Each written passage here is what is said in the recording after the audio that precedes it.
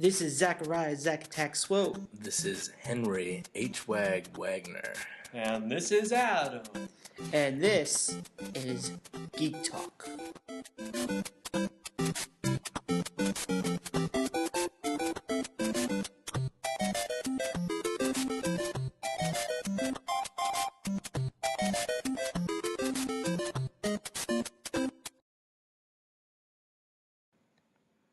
So guys, for the first time in my entire life, this weekend, I used a PlayStation 3. My roommate went out of town, so, I was going to use his PlayStation to play some Metal Gear Solid 4. I was really looking forward to it. I was going to spend my whole break doing it. I turn on the PlayStation 3. It boots up. I get to the start menu of Metal Gear Solid 4, and it shuts off. And, I think it's weird. I go to turn it back on, and it doesn't turn back on, and just a little yellow light blinks. So I looked it up, and it turns out that I effectively broke his PlayStation 3. The first time I've ever used a PlayStation 3, I broke it, and I feel really bad. But this brings me to an interesting question. My Xbox 360 has red ringed twice, and I've broke a PlayStation 3 once. They just don't make game consoles like they used to. Isn't that right? I think they just don't make them Henry proof. Oh yeah. Well, I have a GameCube and a PlayStation 2, and I've never had a problem with either one of them. Yeah. Well, that brings us to our pick of the week. Favorite console of all time. Let's start with Adam here. It's tough. You better pick right. And one of the rules we did talk about, PC does not count. Yeah, We're cutting out PC because that'd be too easy. Yeah, that'd just be too easy. So, even though I am not a PC gamer, so I can't. All right, so it's a tough choice for me because don't worry, you won't be judged. My first memories are N64. They're playing Ocarina of Time, playing Majora's Mask, which Majora's Mask, for me at least, is probably the best Zelda game of all time, in my opinion. And it's playing Mario 64 and Mario Kart 64 and all these other great games. But I have to say, the majority of my gaming memories and the game console that I really, really loved the most, and the one I had most fun with as a kid, was the GameCube. I always wanted one, and then my parents were like, no. I have a GameCube. We ended up getting a PlayStation instead. All right, can I go next? Yes. Interesting choice, Adam. I didn't have a game console into my house until like the year 2000, and I had a PlayStation 1 for 2 years, and I got so frustrated with the PlayStation 1, and all my friends had, Xboxes and GameCubes and PlayStation 2s, that I got a PlayStation 2 for Christmas, I think, in 2005. It was a PlayStation Slim the year it came out. And I'm going to have to say without a reasonable doubt that I put the motions through my PlayStation 2. I got the most out of it. I feel like out of that generation, the game consoles were so robust. They were so heavy duty. They were so versatile. They weren't trying to do anything too weird like, we're doing nowadays, which, has good and bad results. But they played well. And out of the three of that generation, the Xbox, the original, not the Xbox One, the GameCube, and PlayStation 2, I'm going to have to give it to the PlayStation 2 because I just feel like despite the GameCube being another personal favorite of mine, I just can't say that the PlayStation 2 doesn't have more of a better and bigger game selection library because that's very important to me. And the fact that the PlayStation 2 was the first console. Now, I might be wrong about this. First console to have the DVD player function, and that's part of the reason that I got the PlayStation 2. Actually, I think it was the Xbox. I thought the PS2 came Well, out. with the Xbox, you had to have a little side compartment disc for it.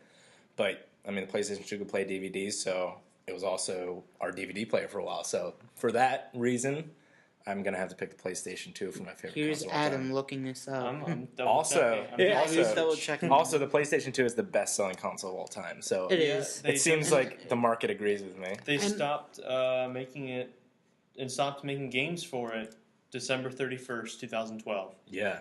We didn't really even see any games on the shelves at that point. But There were a Hey, few. I mean, you could get anything still get new. ones. But you could get used games. And I know GameStop last year stopped like in June, May, selling their games. Yeah, They would sell the consoles, but they're still selling GameStop they're still is selling the evil. consoles. But they're still selling the PlayStation 2s, but they don't have any games for it, which I find is counterproductive on their part. But that's just Yeah. but You always go to Just Press Play. and- Come on. true. Plug. Hey, not everywhere though has a just press play, but my pick for favorite console, though, I have memories of my first console. I got a Super Nintendo. I was like 2 years old. Yes, I remember that, and it was. I remember living in. Wait, what? Nothing. We're just Okay. making fun of 2-year-old you. Yeah, well, funny.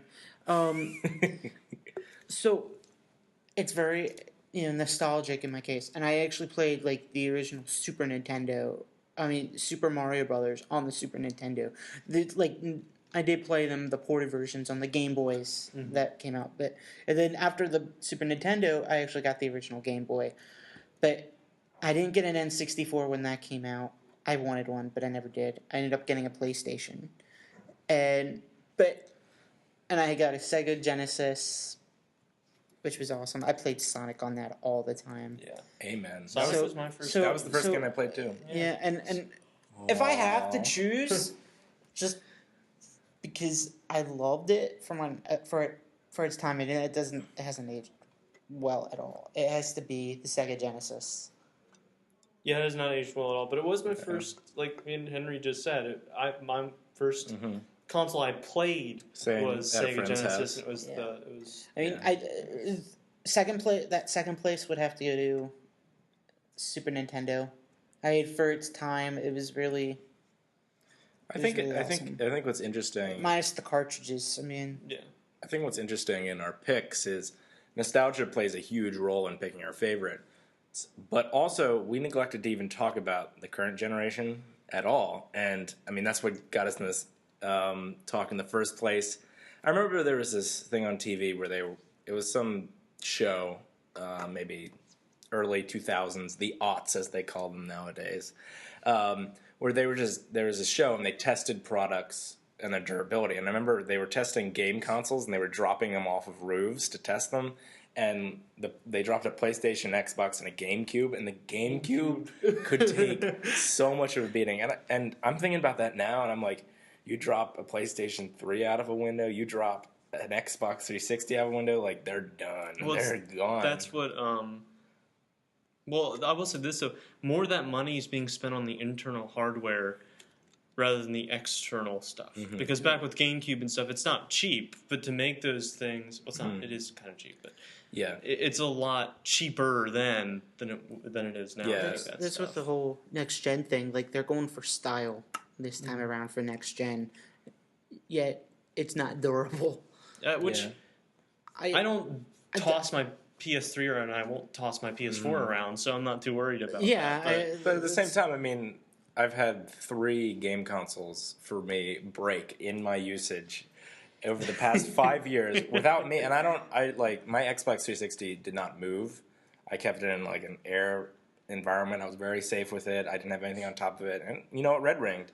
And, this PlayStation 3, I don't know what my roommate was doing with it. I don't want to know what he was doing with it, but, I'm sure that he took good care of it too. It's just, I think part of the problem is with the current generation of systems after the GameCube, the PlayStation 2, and the Xbox, is they moved into a part where they're closer to computers than they are like the old game systems. They have more components, they have more hardware, more software, and thus more things that can break. Well, speaking about the whole computers, they do show off the new, like the games on PCs, like the PlayStation 4 games. Practically everything we've seen at E3 was on a PC or Xbox PC. That seems the new norm. Well, Oh, Henry, don't you know to silent your phone? I bring shame to family. Consoles, I think, are really closed source PCs. Mm-hmm. Really, that's. And I'm not saying that in a derogatory. I love having a console. I'm gonna get the PS4 Because honestly, but they really are. They've become closed source. For me, that's why I've become more and more a PC gamer during this generation. Same here. But I go back to the consoles when I play when I don't want to put it on my computer. I don't want to download it. I don't want to have to deal with the graphical aspects. Getting the right because I have a graphics card in my computer, but it's not the best, and certainly can't play the best that's coming out now.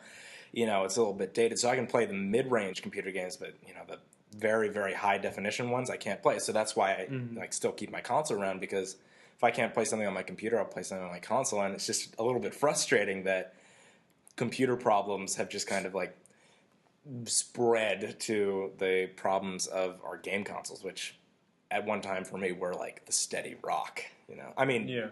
They're still a lot better than PC in that regard, but I think we're going to see more and more of that. And with this whole now thing, they have to take into account internet. Internet gaming since the late 90s, late 90s with Quake and Doom is really taken off. And consoles now, when they build these consoles, not like the Super Nintendo or Sega Genesis, now they're taking into account of online compatibility. I don't know. It's great. I like the online stuff, but can we give a shout out to Sega Dreamcast, the first console Oh to have God, an online? I love Dreamcast. Yeah. I do, and I totally mean that in a non-hipster way. I actually played it. I used to play a Gundam game where it was like you're actually sitting in the cockpit. Gundam. It was so freaking cool. That's so cool. Well, just speaking about online gaming, I just want to squeeze this in here really quick. Adam here has been playing the Battlefield 4 beta. Just in one sentence, what are your thoughts? It might be 4 or 5 sentences, but You're gonna get docked points. I loved Bad Company 2. I love the Destruction 2.0 where you could flatten entire cities. I thought it was amazing. But it's a comma. I put a comma. I There's know, still but 3 it's still- sentences. We're keeping a counter on him here. But it's a lot of the same to me. And they put up the destruction to another level, which I love, because that to me is the whole point of Battlefield. And the collapsing the building, I don't feel like was overhyped. It actually was really cool. The gameplay was fun. The mechanics felt okay. They have some things they're going to work on. It's only a beta, so I'm going to sort of be lenient about that. But having said all that, I can't say anything about this yet.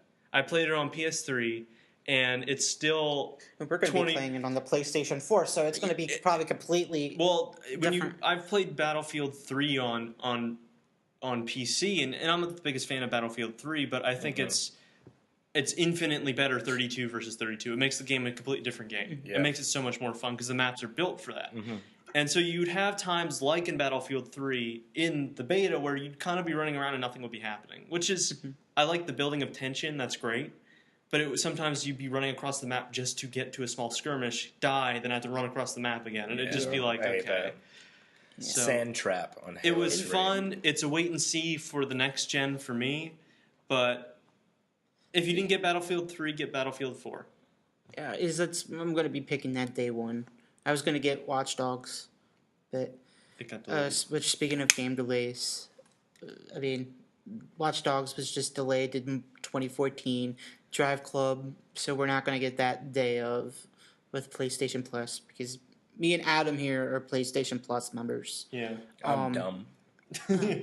And which is a great value, contrary to popular Not belief. to advertise. And with the game delays, it also hurts people because they bought these bundles for Watch Dogs or Drive Club bundles, and now here they aren't able to get the bundles. So Sony's just saying you could get the console, but you can also pre-order a game free of charge to those people that have gotten the Watch Dogs. Xbox is like, well, we're just gonna honor your pre-order if you want to wait till it comes out. We'll give you something, but they haven't specified what. I think they're just like pretty much going to give you extra in-game content. I think their marketing so far though with Xbox, they're getting better at it, but it's still leaving me very skeptic with their whole. I don't trust the Xbox One as far as I can throw it. X-Bone.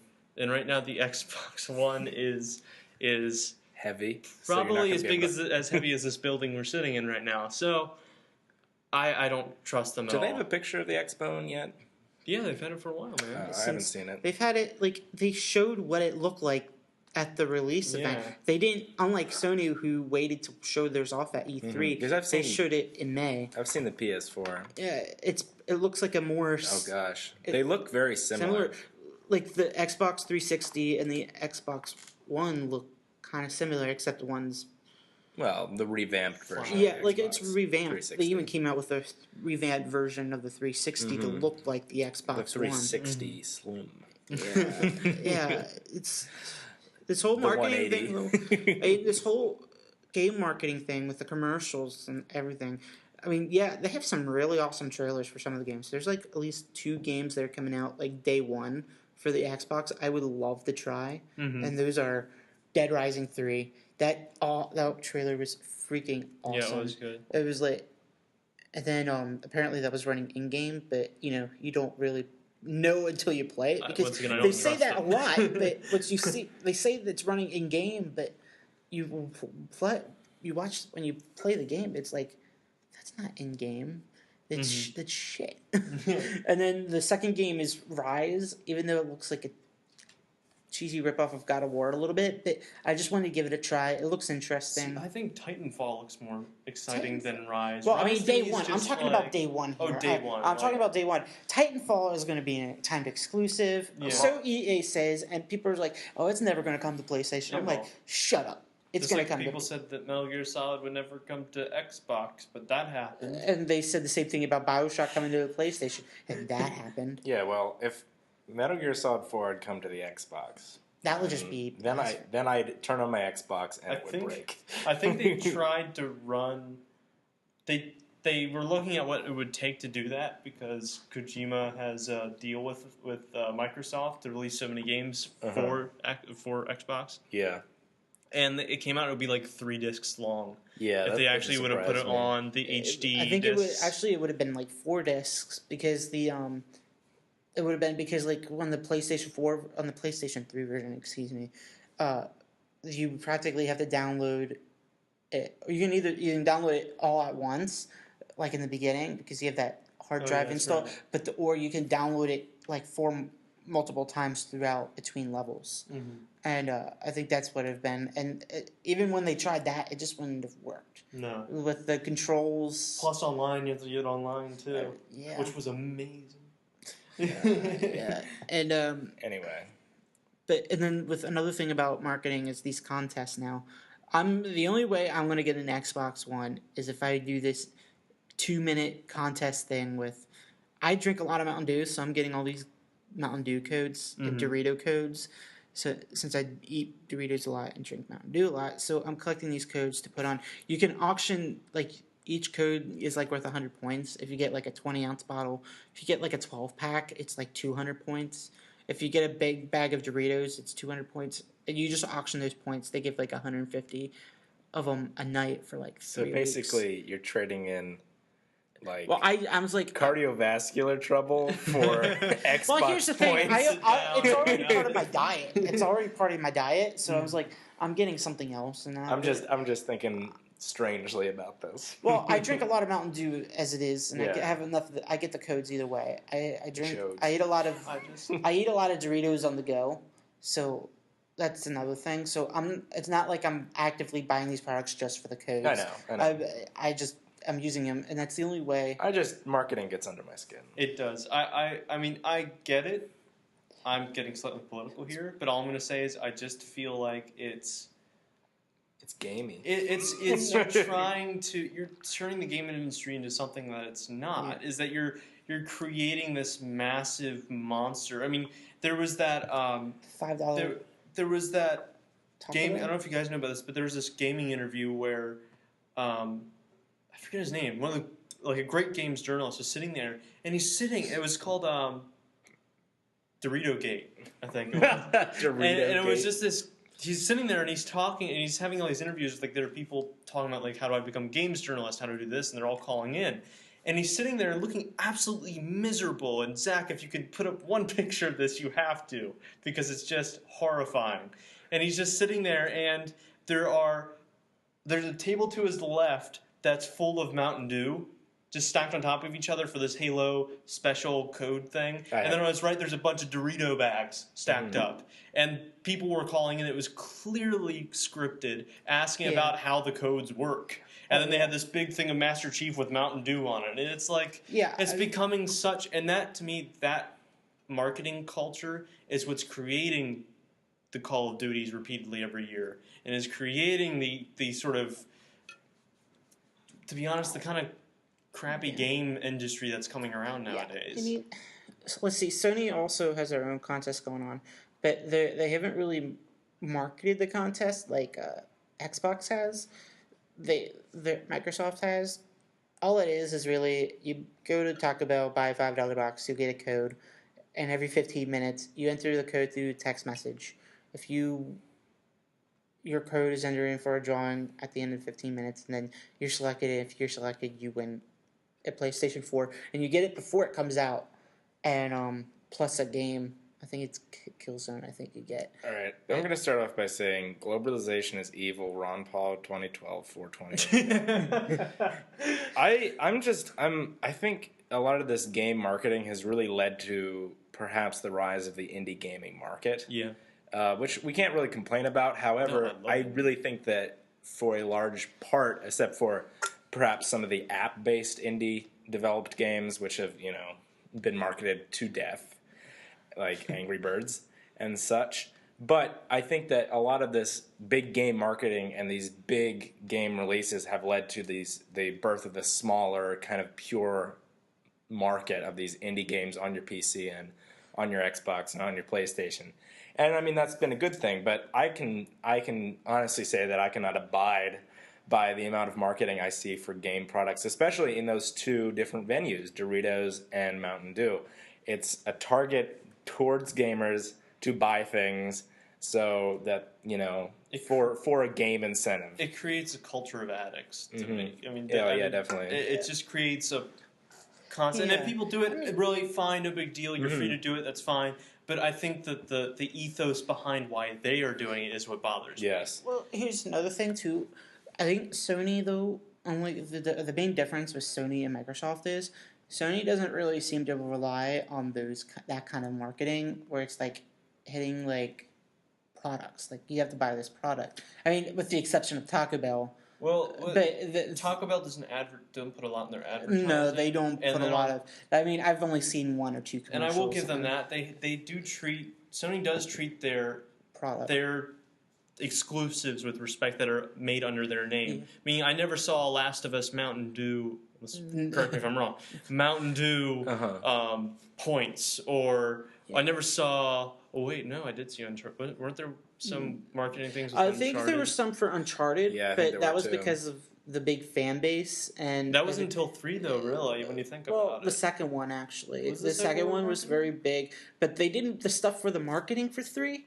But the fan base came at the second one, but they started doing the marketing for 3. And I forget what product that was for. It was just they didn't even really advertise it much. I didn't even know about it until I saw it. Yeah. But just one thing, and I'll let Henry talk is that all I've really seen about Sony is commercials.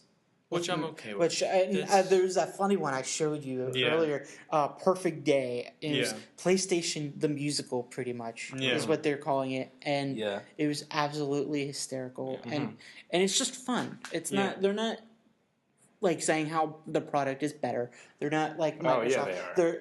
They are, but it's more of just have fun. Yeah, they're presenting it in kind of subtle, more honest way than just directly product advertising. Right. Like, which I will say that this isn't anything new. I mean, they did this for PlayStation 3 and Xbox 360. I think for me, Well, I think they were even doing it before that. Yeah, they with had those the kind of Super commercials. Nintendo commercials with the Zelda Mhm. rap and all Yeah. that other stuff. It's been going on for years. It's going on for years, yeah. I mean, what I'm trying to say is that they're very subtle about it. They're not like in their ads. They're not showing their product in their ad. They're Well, showing the games. And it's the thing is that they're not advertising other products. I think that's my bigger problem. If you made a Batman Arkham City commercial, which the TV spot's amazing, I recommend it to everyone. That's funny. He thinks it's funny. He thinks it's funny. I know. Oh wait, you're not talking about the GameStop one with the guys who? No, not that one. Well, that one's The funny. serious one where his parents die. God, I thought that was the funny one.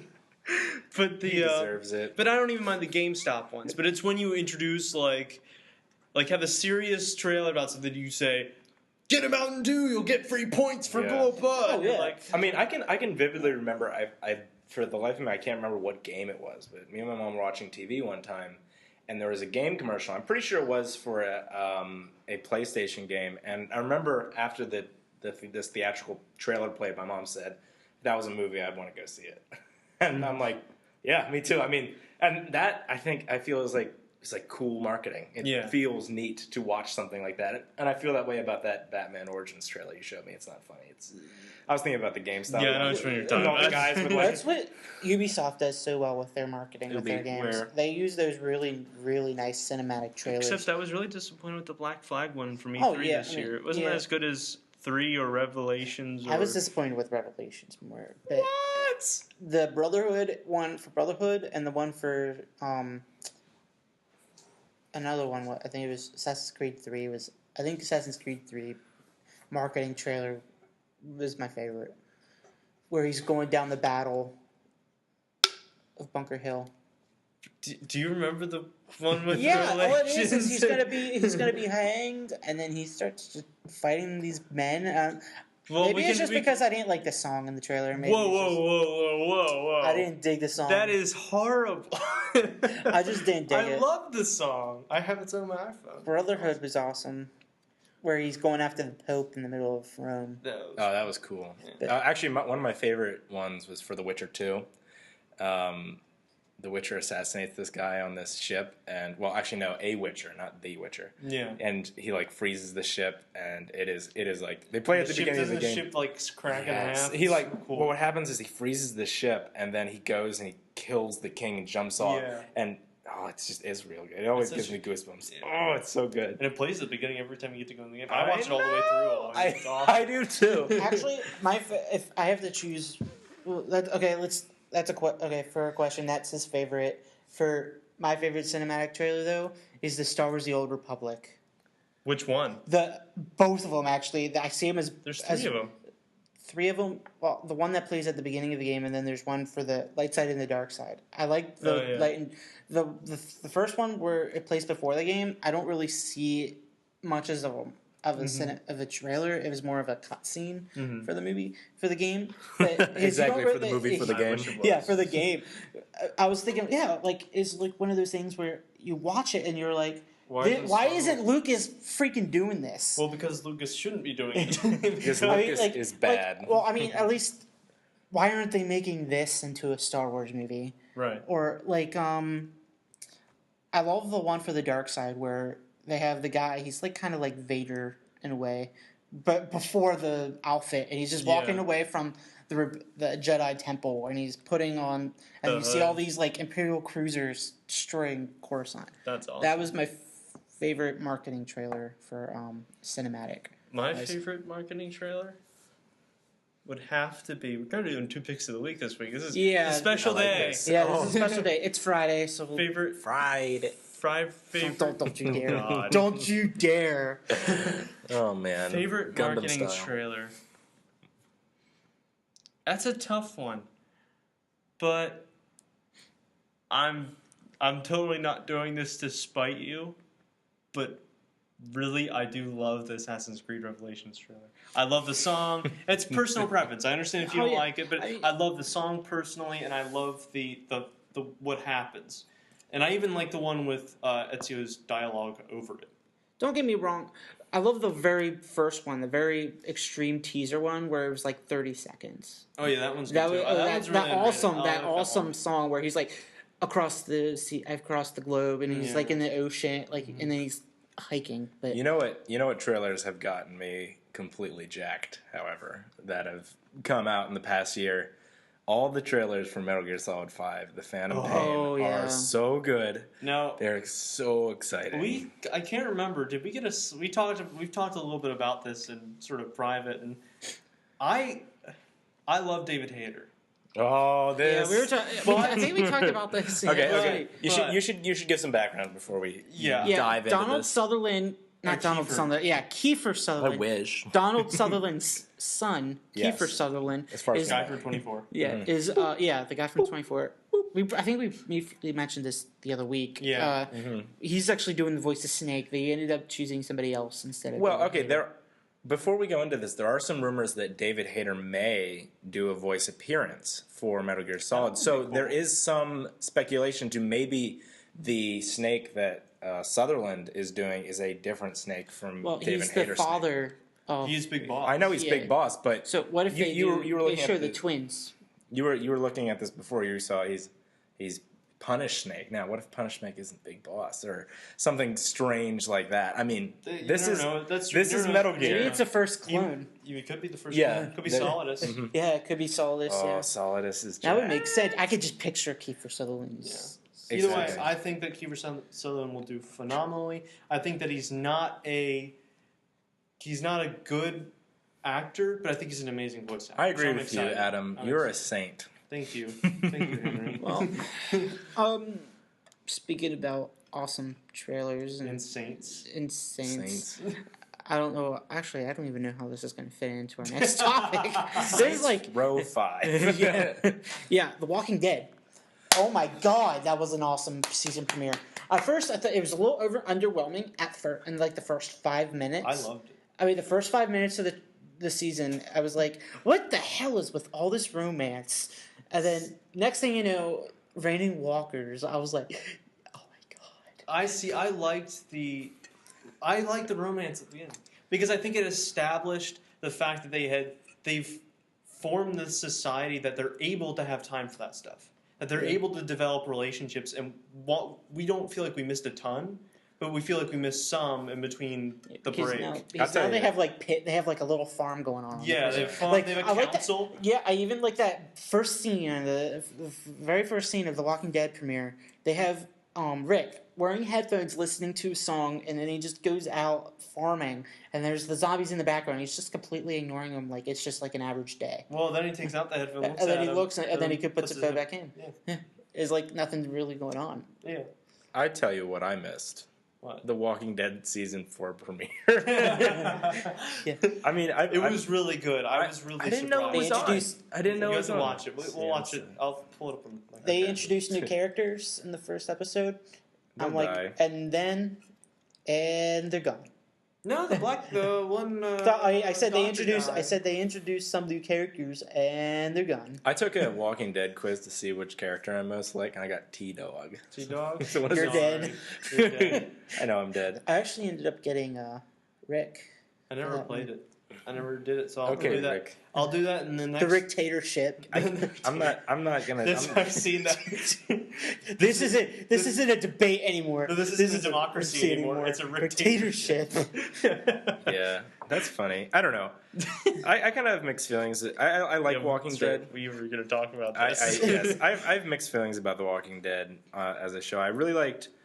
The first season had me sold. I mean, it felt for me it was shorter than the other two. And 7 probably the four- episodes. Yeah, 7 episodes because they filmed them all at one time and they just had kind of a mini season. I thought that worked really well. Yeah, I it felt is. like The it was reason- like blow for blow for blow.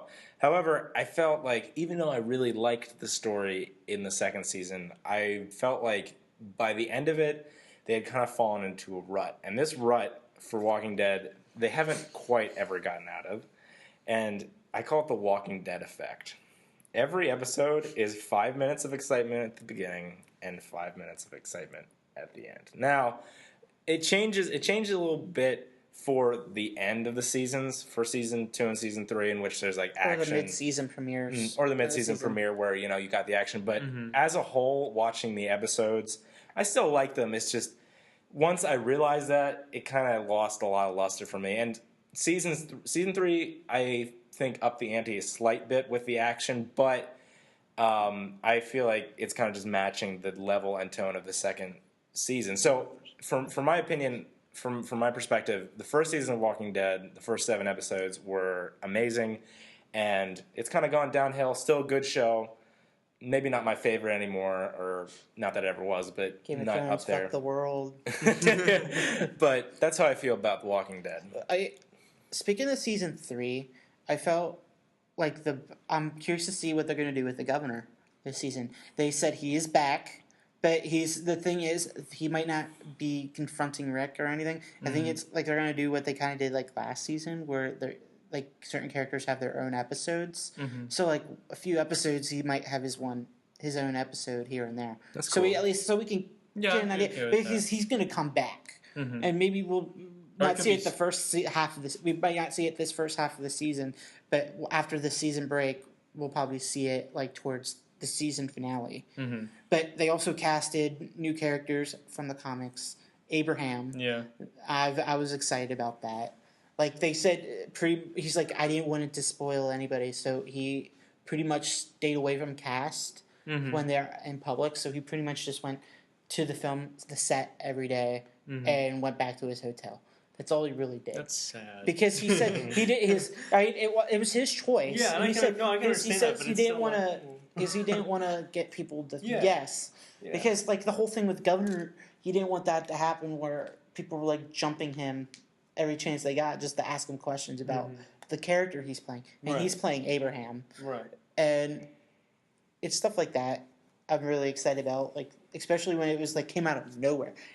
They announced it at Comic-Con. Apparently the actor that is playing him was in the crowd, and he started asking, he's like, when the hell are they bringing in Abraham? And like at first people thought he was a very disgruntled fan and that he was actually going to really come up stage and beat somebody up because he was threatening to and next thing you know, they announced he was Abraham. That's awesome. That's a good reveal. Yeah, yeah, that's how they revealed him at New York Comic Con. As for Henry's comments, I agree and disagree, and here's why. I agree with you that season 1 to me was the strongest season so far. And I do agree that I think that they need to cut it down personally. Because how many episodes is it per season? Like this season, it's 16. Yeah. I think I need to cut it down to maybe 12 at most, pushing it. 13, I think. Yeah. I mean, that's how many were Breaking Bad. Breaking Bad, Mad Men, and Hell on Wheels is 13 episodes. But second season was also 13 episodes, and it felt like it dragged a lot in the middle of the season. And yeah, I agree with that. And I think that, and it does have that sort of first 5 minutes, last 5 minutes thing, and it has like sort of not a ton happening in the middle, maybe a couple spats of action. Yeah. But I think the thing is that when you look, I agree with you that happens, but I think for me, what gets me past that, except for the first half of season 2, which was horrible, where it was like a farm soap opera thing. Okay, But which was done much better in episode 2 of The Walking Dead game. yeah. Which I will now say, if you want the real drama of The Walking Dead world, I think you should just. I do agree with that. You should just play The Walking Dead game. Both are great, I think. We're not going to get season 2 until next year. But The Walking Dead game is fantastic. It's one of the best Oh, experiences I've done in years. But they just released their new game, The Wolf Among Us. Yeah, I'm going to play It's that. got good And reviews. I'll play that this weekend. We'll let you guys know. Yeah, Okay, cool. just let us know next week. But back to the thing we're talking about. The Walking Dead. I think that you have to have that character development between it because this is a survival story. So you're going to have them building up all these different things, the farms. That's the things you're going to be seeing. Right, yeah. So I understand the lull in between, I guess is what I'm saying. And I understand the action before because that's building off the action at the end of the last episode. So it makes logical kind of sense, flows. definitely. Yeah. But I felt but it's a personal preference, I guess. And I like drama and I like building character, Yeah. but I feel like a lot of the time those middle sections that I was talking about, they were just merely reinforcing the ideas that we already knew instead of building more upon a character. Well, Okay. real quick, I will say this though, one sentence. Okay. They did fix it, I think, for season 4 premiere. It is a lot nicer. It flows a little better. The New narrative showrunner. goes better, and it's fantastic. Yeah, I'm gonna have to see it. About the character development, what about Arrested Development? Oh yeah, that was a good Season one. 4. I got it this time. That transition. That was a great transition. That's why I was like this. I was like snapping my fingers at him. He's like, wait. Okay.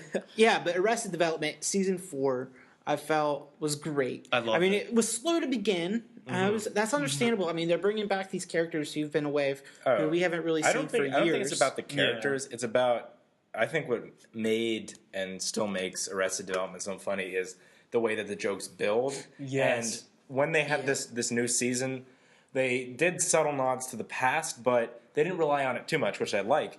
Instead, what they did is they built new jokes, and those jokes paid off at the end of the season. And that's why if you watch the first couple episodes of season 4 on Netflix and you didn't like it, you said, they jumped the shark. It's not a good continuation. You got to watch the whole thing because I felt it was very rewarding. I by the binge end. watched it. And I did too. And I will say, you got to make it to the Job episode 4. Oh my god, The best one in my opinion. And it is so good. His ongoing joke throughout that season. Sounds of silence. He's got a couple. He's got a couple too. Yeah, but Bees. I love that they brought bees back. That's one old joke that I was just like, that's perfect. But I think my favorite one though has to be the Sound of Silence one. Yeah. Where he's depressed and they're zooming in on his face. And towards the final episodes, he's at a parade thing, and then all of a sudden you hear Cinco de Quantra or something, which is their answer to Cinco de Mayo. Yeah. Which is I won't spoil it for those who haven't seen it, but he was like somebody hurt his feelings or something, but then all of a sudden they're playing Sound of Silence. But then he turns around and he's like, "Oh wait, it's a mariachi band. Like it's not him. Like he listens to it in his head." And that's the beauty of the Arrested Development is the payoff joke. Yeah, and I will say this though, I disagree with Henry. You can't just watch it once all the way through. You have to watch it twice at least. Yeah. Because you pick up on all the other where the other characters are at. You see even characters bump into each other that you didn't notice before because you knew where they were at that time. Yeah. It's pretty great. cool. I think one of the jokes there was one joke I just didn't care for in season 4, and that was the Fantastic Four musical. No, do you realize that there's actually real world context for the? Oh yeah, I mean the Spider-Man musical, there's the Spider-Man musical, and there was actually a 1990s failed Fantastic Four film. Oh, I know that. I knew they had the actress play. She had Adam, you say it. And they brought back Mystery Science Theater. Bam! Instant win.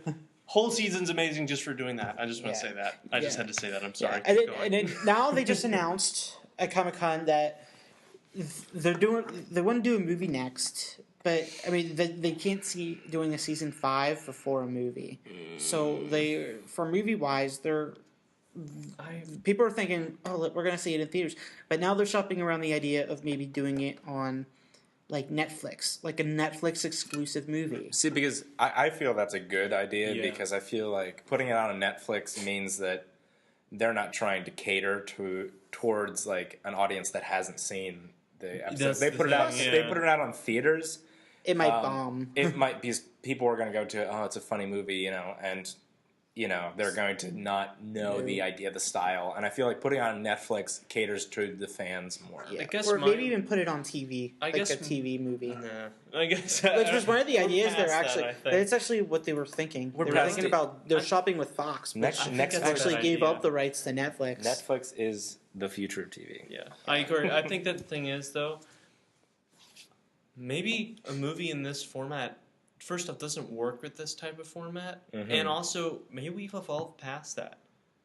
And maybe we could get more deeper into this in another week. Yeah, but have we really evolved past Arrested Development movie? Well, I mean, small time movies like this. I mean, I would go to the movies for Pacific Rim, for Lord of the Rings, for these epic grand scale movies. But at the same, some movies I find myself, maybe just because I'm getting older, I don't know, but I just find myself going, I really could just wait for it to come out. I mean, I don't have to see it in theaters. I saw Carrie today, and that's how I felt. I was like, I probably should have just rented it. It doesn't feel like a grand scale thing. On another note, you have this idea now that and I was actually reading an article about this that claimed Sopranos was the first series to do this, but it's the popcorn, continuing to watch Binge watching. binge stuff. watching idea, watching Game of Thrones, House all the of way through Cards. House of Oh my Cards, God. Mad Men.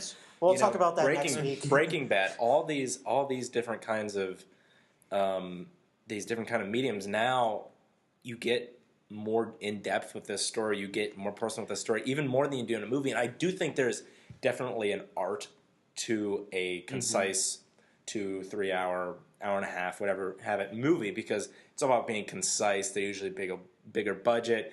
It often is more of an artistic statement instead of a storytelling statement. However, when I still want Arrested Development to be a TV show because I feel like it works better in a TV show than it ever will in a movie. I just can't even picture it being a movie. I what would the plot be? For Arrested Development, and that's the thing. It would just be an extra long episode. Yeah, an extra. Which that's what it was like. The Simpsons. Yeah. The Simpsons movie and whatnot. But, Yeah. All right, so now talking about TV shows and if they should be movies or not. I mean, there was this whole big. You guys didn't watch the episode. I didn't. I just read about it on the internet. The Big Bang Theory. Well, we watched We watched the clip. We watched the clip. Okay, let's just premise this by saying we don't condone that. We don't condone it, but I was almost gonna say the Breaking Bad theory.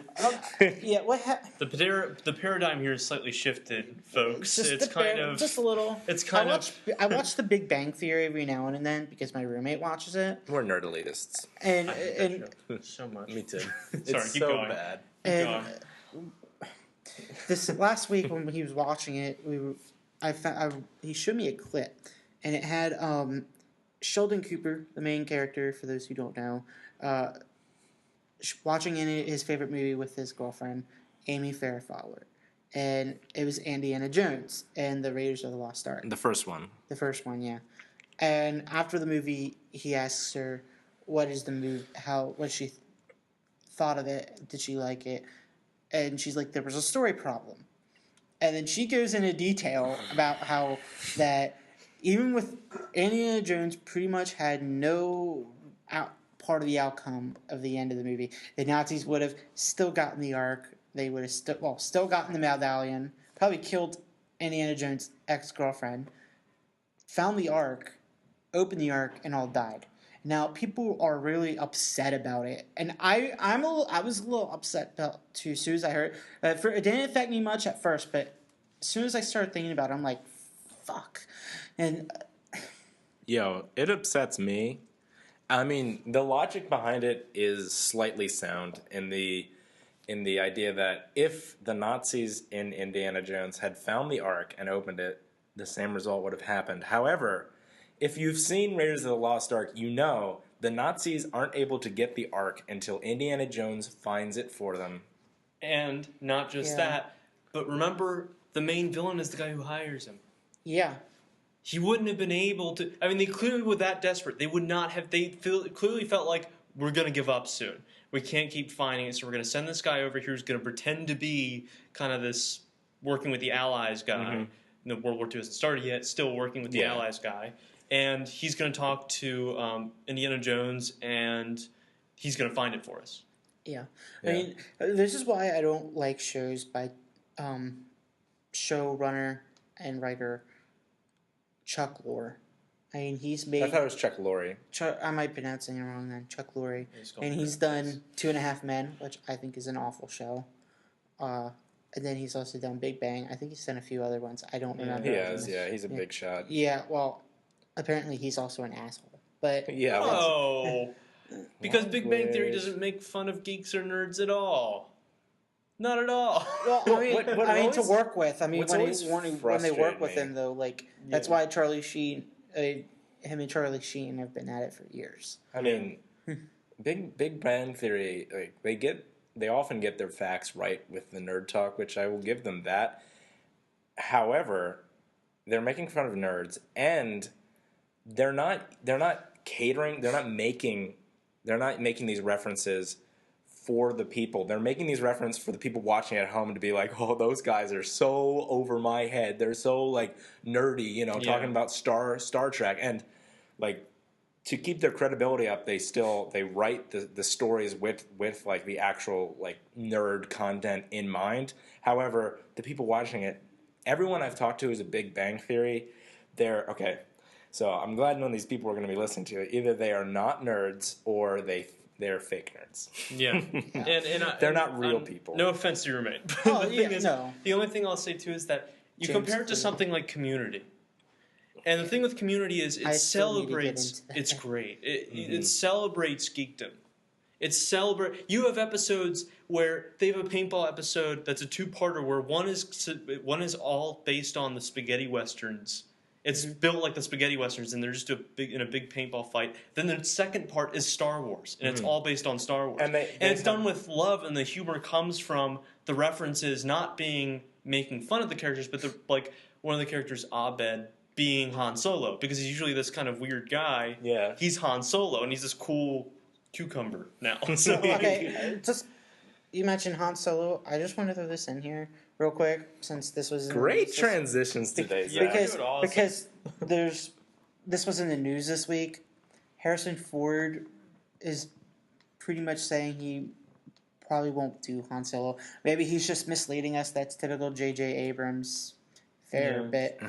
I won't be surprised though if he comes back. It's no surprise. But if he doesn't, I will be surprised a little bit. But wait, okay, Adam's my. I'm looking up offense. news real quick. Yeah.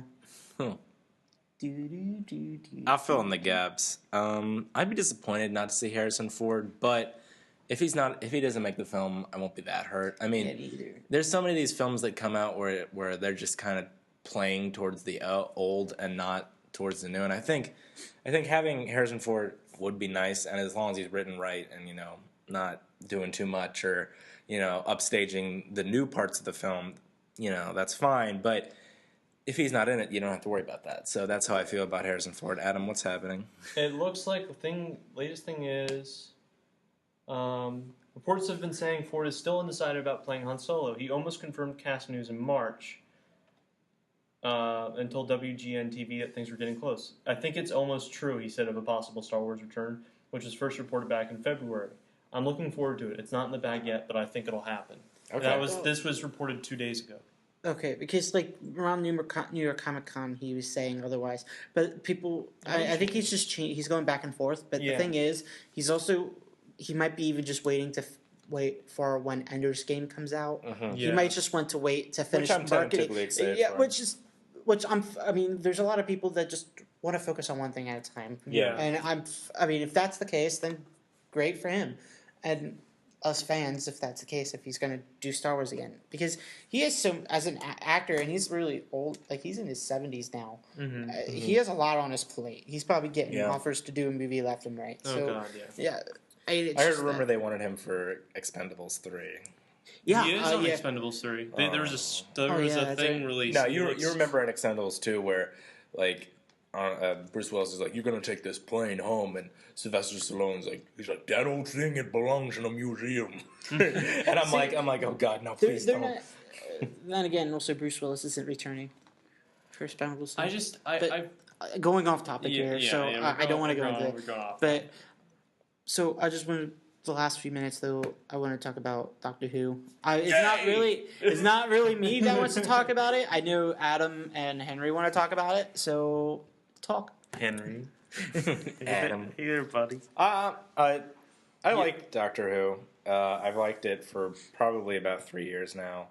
I jumped on the bandwagon before it became really, really big. I don't want to be like a hipster or anything, but it really has exploded probably in the last 2 years, and it kind of makes me a little bit more hesitant to be a fan, merely because I think a lot of the marketing for it is stupid. But I digress. I liked the return to a series. I was never a fan of the old series because it was too corny for me. I mean, I can digest Star Trek original series, but old Doctor Who was so schlocky. I kind of like it. I think it's a little. I like the cheesiness a little, but it's not my favorite. I mean, I wouldn't sit down and rewatch them all the time. But there's certain episodes. But I mean, this revamped series, I think it started on BBC maybe 2005.